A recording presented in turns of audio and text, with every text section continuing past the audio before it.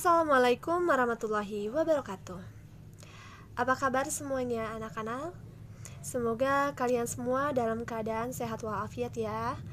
Pada pertemuan ini kita akan melaksanakan proses pembelajaran secara daring, di mana proses tersebut kita akan melanjutkan bab selanjutnya, yaitu pada bab 3 terkait pengaruh kemajuan IFTEK terhadap Negara Kesatuan Republik Indonesia.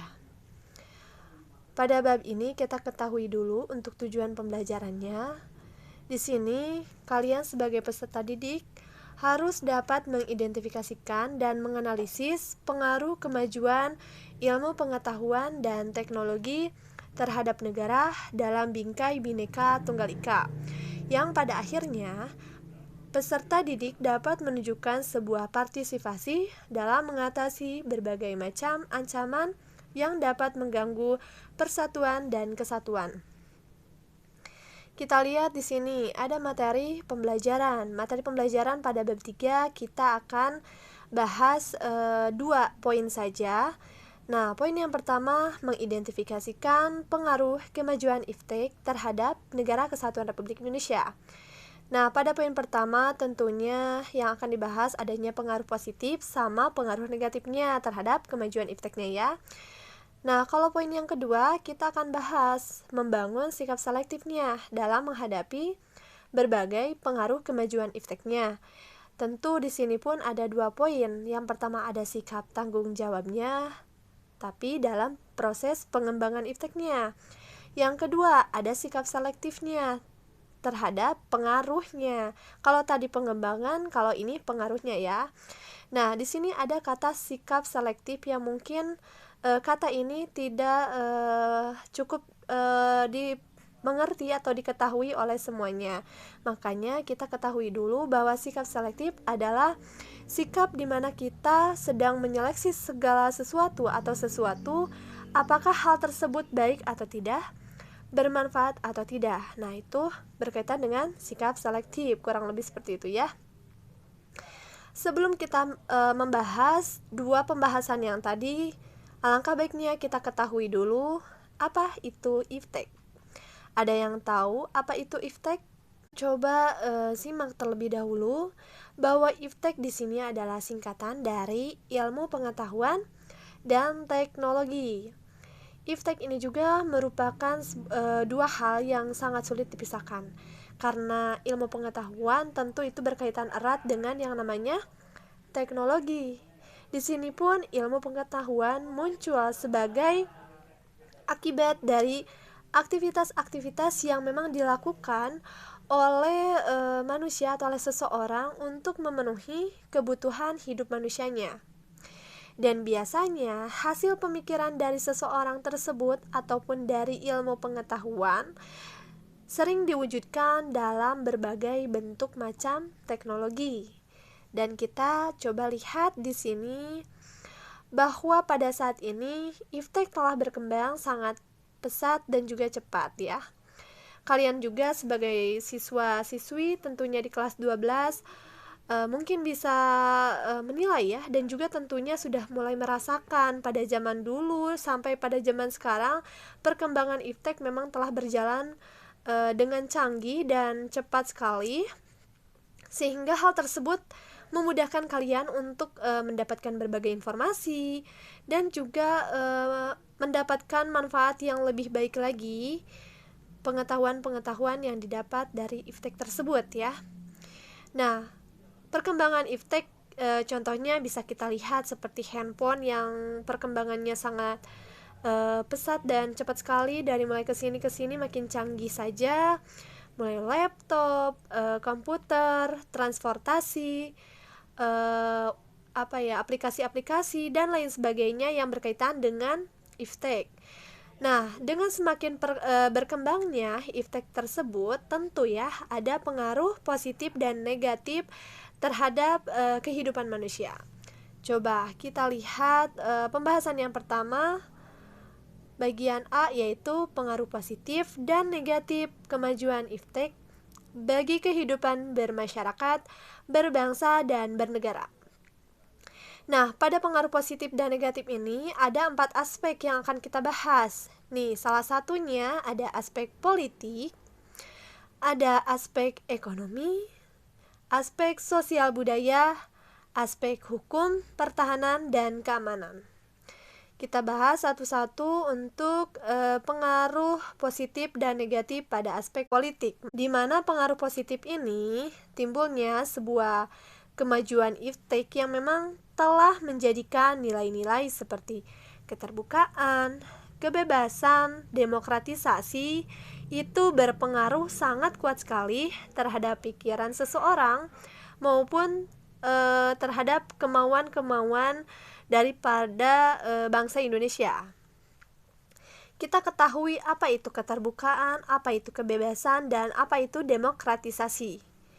Nah, yang pertama lahirnya nilai keterbukaan, di mana dia memiliki sifat secara transparansi atau terbuka, tidak ada yang ditutup-tutupi, di mana pemerintah menjalankan tugasnya dengan cara memberikan berbagai informasi kepada publik ataupun kepada masyarakat. Hal ini dapat mencegah praktik korupsi, kolusi, dan nepotisme. Selanjutnya lahirlah nilai yang namanya kebebasan. Kebebasan ini maksudnya dalam arti kebebasan yang dipertanggungjawabkan ya, bukan kebebasan yang dilakukan semaunya dan lain sebagainya yang memang tidak ada pertanggungjawaban sama sekali gitu ya. Kebebasan ini pun tentu dapat meningkatkan kualitas dan kreativitas pada diri seseorang dalam kehidupannya, tapi dalam hal-hal yang positif, bukan dalam hal yang negatif ya. Nah, selanjutnya lahir nilai demokratisasi. Nilai demokratisasi ini dia tentunya dapat meningkatkan kualitas dan kuantitas partisipasi. Partisipasi itu adalah keikutsertaan ya, keikutsertaan politik rakyat. Nah, dari pengaruh positif itu adanya nilai-nilai seperti keterbukaan, kebebasan, dan demokratisasi dapat dilaksanakan ketiga nilai tersebut, dan tentunya itu dapat menjadi alat kontrol ya bagi keberlangsungan pemerintah secara efektif dan secara efisien, di mana nantinya akan terlahirlah sebuah pemerintahan yang lebih bersih, jujur, adil, dan lebih aspiratif lagi ya. Oke, kita lanjut saja ke pengaruh negatifnya. Nah, pengaruh negatifnya itu timbul dari nilai-nilai yang tadi, seperti keterbukaan, kebebasan, dan demokratisasi yang memang tidak menutup kemungkinan akan disalahartikan oleh masyarakat Indonesia. Ingat, ini pengaruh negatif ya. Nah, lalu jika hal ini terjadi, tentu akan menimbulkan terganggunya stabilitas politik nasional. Ibu bakalan kasih contoh kepada kalian apa yang memang bisa mengganggu stabilitas politik nasional.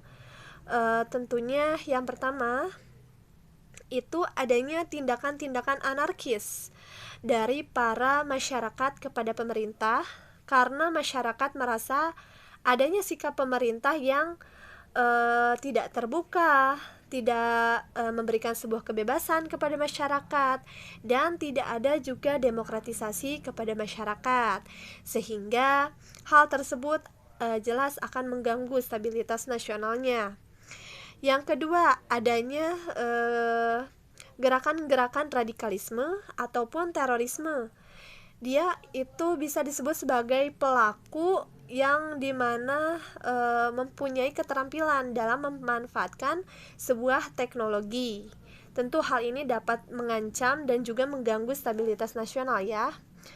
Oke, kita lanjut saja ke aspek yang kedua, yaitu kita ketahui pengaruh positif dan negatifnya pada aspek ekonomi. Terlebih kita ketahui dulu untuk pengaruh positifnya. Poin yang pertama di sini akan makin meningkatnya investasi asing.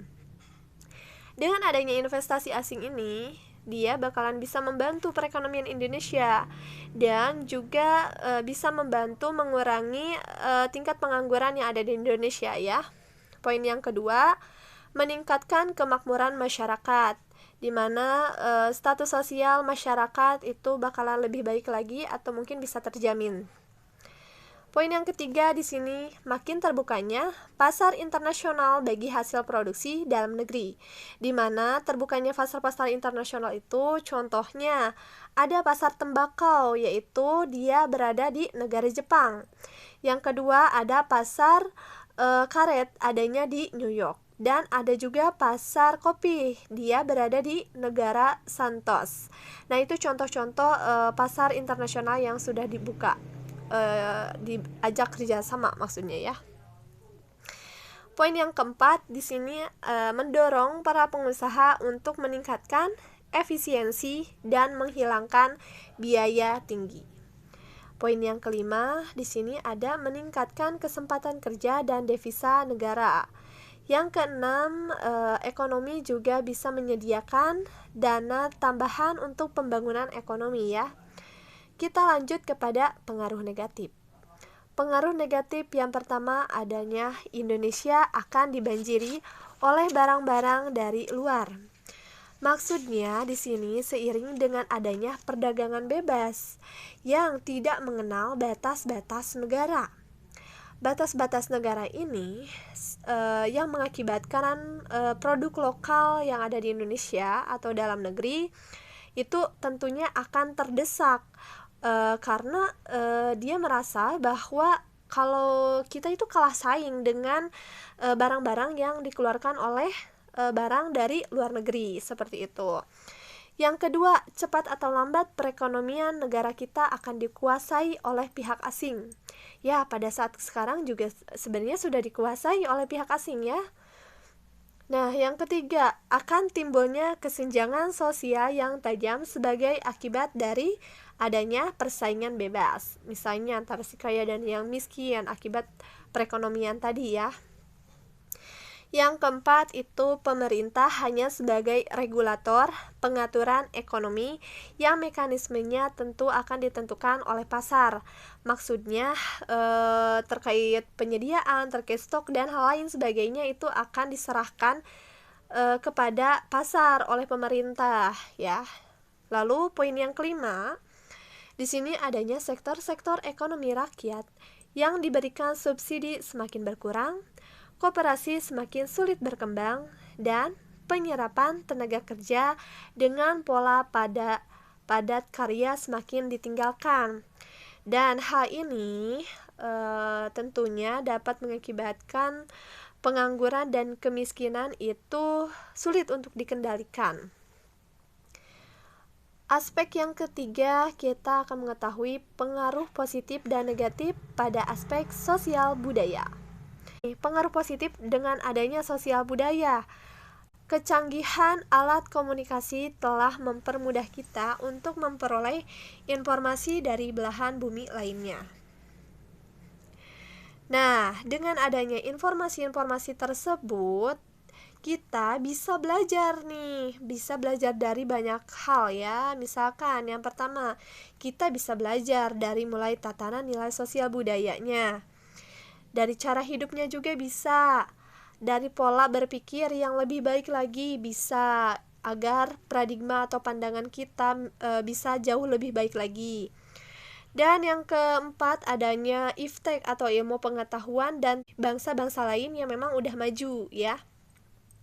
Hal ini kalian bisa dapatkan dari berbagai sosial media yang ada ya, ataupun link-link ataupun aplikasi dan lain sebagainya yang berkaitan dengan teknologi ya.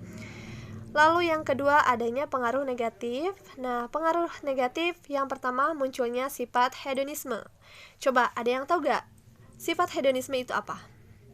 Sifat hedonisme adalah sifat di mana adanya kenikmatan pribadi yang ada pada dalam diri seseorang, yang mungkin oleh orang tersebut dianggap sebagai nilai tertinggi dalam kehidupannya. Contohnya saja mabuk-mabukan, berpoya-poya, ataupun mengikuti pergaulan bebas gitu. Itu biasanya dia bangga dengan menjalankan aktivitas yang seperti itu. Nah, yang kedua adanya sikap individualisme. Kalau individualisme tentu kalian tahu bahwa individualisme itu di mana adanya sifat ketidakpedulian pada seseorang atau lebih mementingkan diri sendiri. Semoga kalian bukan termasuk orang yang seperti itu ya. Tetap harus membantu orang lain. Yang ketiga munculnya gejala westernisasi. Westernisasi itu apa, Bu? Westernisasi itu adalah gaya hidup ke barat-baratan. Jadi, di mana kalian itu mengikuti gaya orang barat. Misalnya meniru dari mulai gaya hidupnya, dari mulai fashionnya, dari mulai apalagi ya, dari mulai pemikiran atau apanya gitu ya. Nah, kalian memicu kepada hal-hal seperti itu. Nah, itu adalah gejala westernisasi. Yang selanjutnya adanya gaya hidup konsumtif.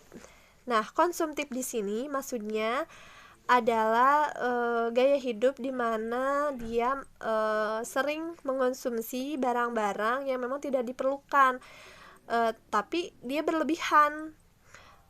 Di mana itu dicari sebagai sisi kepuasan aja untuk dia. Misalkan saja di Shopee, di Lazada, di Akulaku atau aplikasi lainnya sedang ada diskon. Terus misalkan ada flash sale 99 ya. Terus kalian berburu diskon flash sale tersebut gitu. Kalian beli barang tersebut tanpa mementingkan atau tanpa dipikirkan bahwa barang tersebut sebenarnya dibutuhkan gak sih sama saya atau tidak gitu. Yang penting saya mengambil produk tersebut gitu. Nah, itu termasuk gaya hidup konsumtif ya. Dan di sini pun selalu mengonsumsi barang-barang dari luar negeri. Itu bisa dikaitkan dengan gejala westernisasi juga ya. Nah, di sini ada bisa mengakibatkan kesenjangan sosial yang semakin tajam antara kaya dan miskin karena hidupnya kebarat-baratan, banyak mengonsumsi barang-barang dari luar negeri, banyak belanja, ya pasti kayak gitu ya, ada kesenjangan. Lalu semakin mudarnya semangat gotong royong, solidaritas, kepedulian, dan kesetiakawanan sosial. Juga semakin lunturnya nilai-nilai keagamaan dalam kehidupan bermasyarakat. Di sini juga ada pengaruh positif dan negatif pada aspek hukum, pertahanan, dan keamanan. Di sini ada pengaruh positifnya. Yang pertama yaitu menguatnya supremasi hukum, demokratisasi, dan tuntunan terhadap dilaksanakannya hak asasi manusia. Yang kedua, menguatnya regulasi hukum dan perbuatan perpu atau peraturan perundang-undangan. Yang ketiga, menguatnya tuntunan terhadap tugas-tugas penegak hukum. Contohnya kalian bisa lihat seperti polisi, jaksa, dan hakim. Yang keempat, menguatnya supremasi sivil. Lalu kita lihat juga di sini ada pengaruh negatif, di mana di sini dapat menimbulkan tindakan-tindakan anarkis dari masyarakat yang tentunya dapat mengganggu stabilitas nasional, ketahanan nasional, persatuan, dan kesatuan bangsa. Yang kedua, peran masyarakat dalam menjaga keamanan, ketertiban, dan kedaulatan negara semakin berkurang. Maksudnya kalau misalkan mengeluarkan peraturan-peraturan yang baru, terus misalkan tidak sesuai dengan apa yang diinginkan oleh masyarakat, tentu itu pengaruh negatifnya seperti poin yang pertama, dan bisa jadi poin kedua juga ya, karena ketidakinginan dengan peraturan tersebut dibuat, maka dari peran masyarakat untuk menjaga negara pun malas gitu ya, seperti itu kurang lebihnya. Nah, di sini poin pembahasan yang kedua yaitu membangun sikap selektif dalam menghadapi berbagai pengaruh kemajuan iptek. Tadi ada 2 poin ya. Yang pertama ini kita lihat dulu untuk sikap tanggung jawabnya dalam pengembangan iptek. Nah, di sini ya, dalam pengembangan iptek, seseorang itu harus sadar bahwa iptek yang digunakan itu tentu harus dapat dipertanggungjawabkan kebenarannya, ya. Di samping itu, rasa tanggung jawab juga mengandung arti bahwa dalam menerapkan iptek itu tidak hanya untuk kepentingan pribadi saja, tetapi tentu semata-mata demi kemaslahatan orang banyak, bermanfaat bagi orang banyak. Pengembangan dan pemanfaatan iptek yang selalu disertai dengan etika dan rasa tanggung jawab itu tentu akan mendapatkan hikmah yang dirasakan oleh kalian semua. Selain itu juga akan terhindar dari kerusakan-kerusakan yang ada pada lingkungan hidup manusia. Selanjutnya kita ketahui poin yang kedua, adanya sikap selektif terhadap pengaruh kemajuan iptek. Nah, di sini tidak ada satupun negara bangsa di dunia ini yang bisa lepas dari pengaruh kemajuan iptek. Sekalipun negara tersebut bisa dikatakan negara maju, tapi tetap saja mereka tidak bisa lepas dari pengaruh kemajuan iptek. Karena bagaimanapun dengan adanya iptek bisa memudahkan pekerjaan siapapun gitu ya, dan memudahkan tentunya. Di sini pun Indonesia di sini sebagai bangsa yang besar untuk mempunyai sikap yang tegas terhadap kemajuan iptek ini, karena Indonesia baru-baru saja disebut sebagai negara yang berkembang. Jadi Indonesia sebagai negara bangsa yang besar itu harus memiliki sikap, yaitu ada 3 alternatif sikap yang memang bisa diambil oleh bangsa kita untuk menghadapi kemajuan iptek itu. Yang pertama,